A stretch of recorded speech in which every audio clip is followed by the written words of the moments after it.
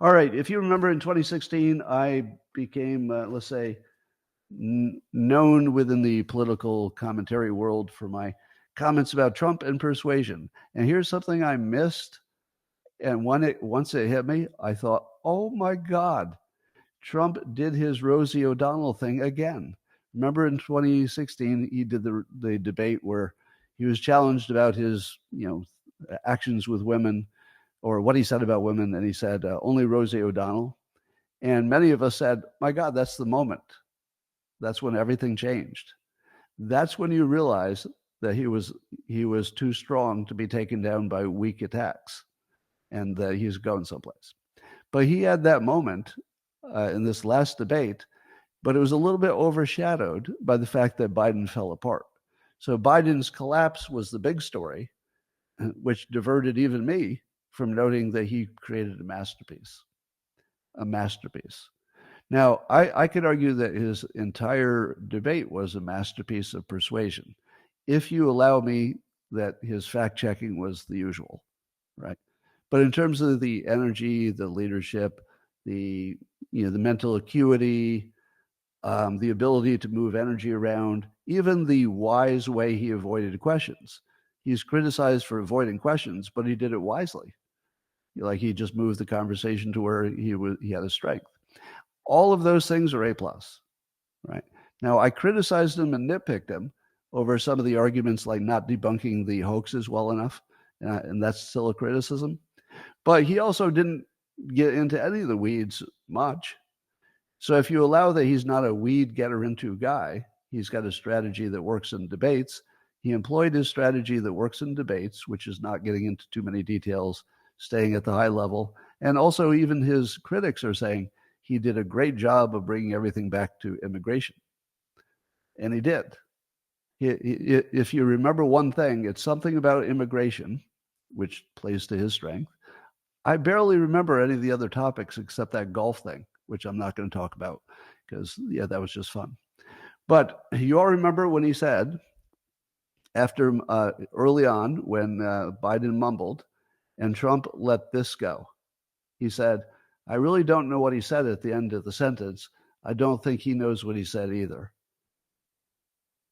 I'm going to turn the board around and tell you why, if you didn't realize it was more than just funny, because maybe your reaction was, oh, that's funny. It's just like good joke. And maybe you thought that's all it was. Oh, God, no. This is something that only Trump can do. Watch this.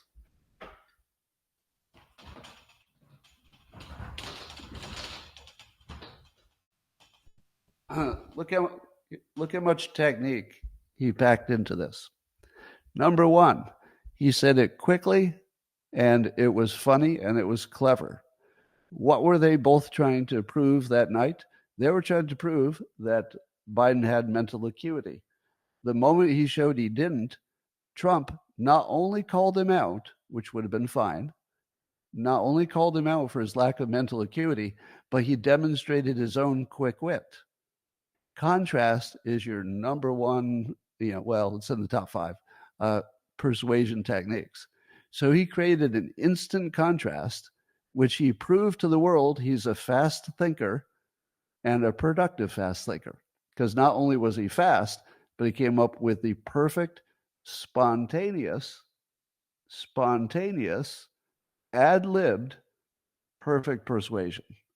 It's the only thing I remembered besides the golf talk because it was funny. It's all I remembered. And you wait a few days after the debate and you say to yourself, what do you remember? You remember that.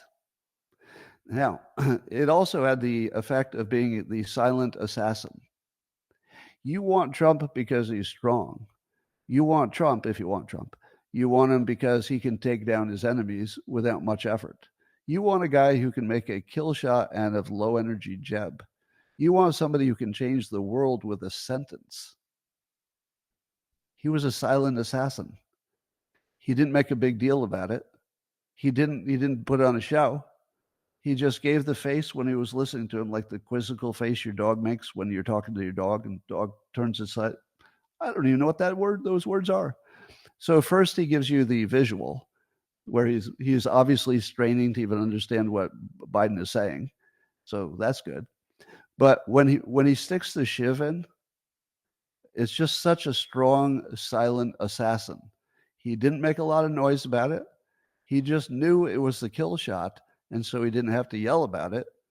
He just said, "All right, here's the shiv. Put this right up to your ribs there. Now I'm gonna be pressing this in really hard while you're all watching. There we go. There we go. There we go. Now we've penetrated the heart, and now I'd like to tell you some things I'll do as president." It was masterful, right? The next thing he did was he found a sentence or two that summarized the entire election. The entire election is about the cognitive value of one person versus the other. And he managed to summarize the entire campaign with this sentence we'll never forget. 2 sentences. I forgot it's on the other side of my whiteboard, but I didn't forget the sentence. The other thing he did is with that one reframe, he reframed Biden as a child or as somebody who needs extra help, because he didn't yell at him. And the way he talked to them is the way you would only talk to a child. If somebody had mental problems and said something you didn't understand, would you ever look them right in the face while you're standing there and say, "I didn't understand that, and I don't think you did either"? No. Would you say it to an adult? No. Would you say it to a child? Yeah, you would.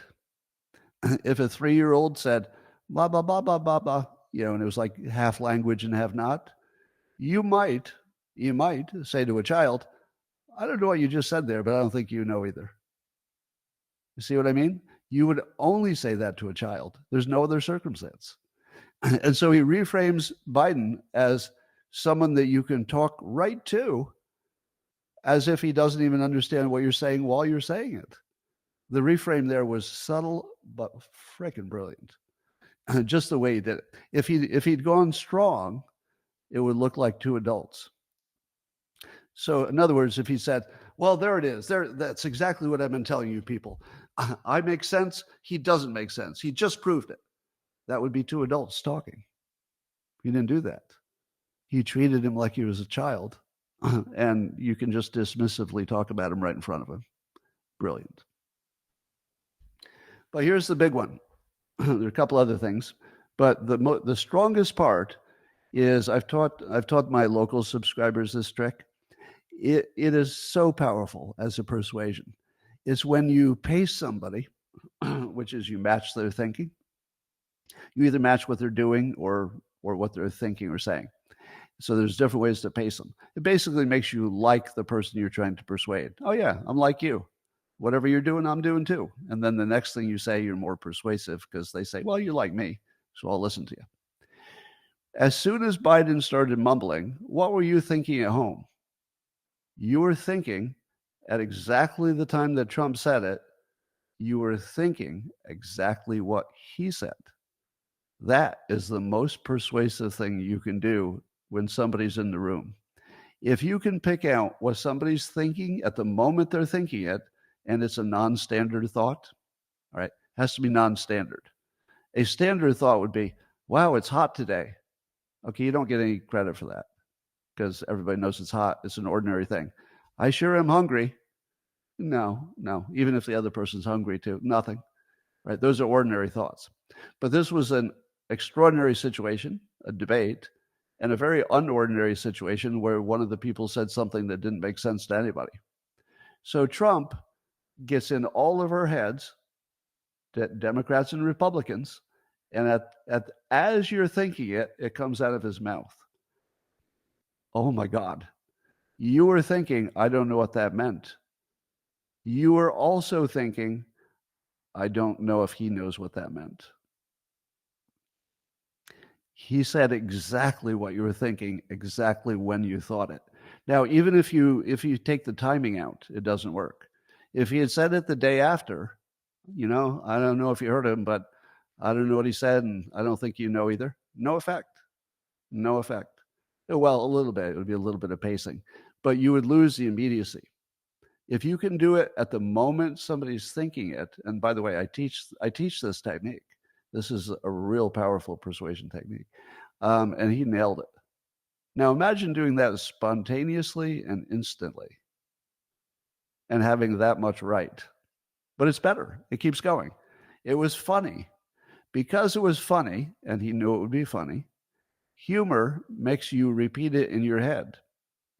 When you hear something that's funny and is clever, your head repeats it. The repetition is what makes something become more important in your mind. You can't not repeat it. It's why rhymes work. You repeat rhymes in your head, so that's why they get sticky. So humor is repetition. Repetition forms memory. And as Dr. Carmen Simon teaches us, memory is basically what's going to drive your actions and your opinions. So humor is repetition. Repetition makes memories. Memories is persuasion.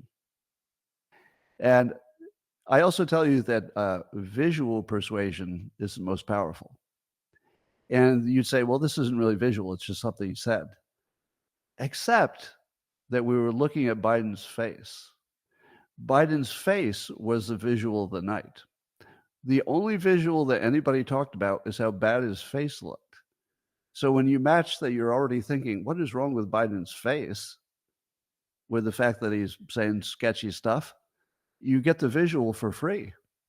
Now, I don't know that was so planned, but it was there. It was also a surprise because you don't expect somebody to say something in a presidential debate that's quite that clever and biting and right in your face. And so you might say, well, it's not that big a surprise because it's Trump. But even for Trump, it came, maybe came out of nowhere. So surprise also gets your attention. Attention is memory. Memory is persuasion. And I would also argue that in a subtle way, Biden's obvious dementia is scary. Now, it's scary in a general way, which is, who's running the country? So you got fear, you got an indirect visual, you got him thinking what you're thinking and saying it as you're thinking it. He's reframed him as a child. He summarized the entire election. He's a silent assassin. He showed contrast by being quick-witted. It was amazing. He did that spontaneously. So, when I had a chance to talk to him about persuasion in the Oval Office in 2018, I actually asked him, have you studied persuasion or is this natural? And he told me it was natural, that, he made no special effort to study it. It's just a lifetime of picking up tips, I guess.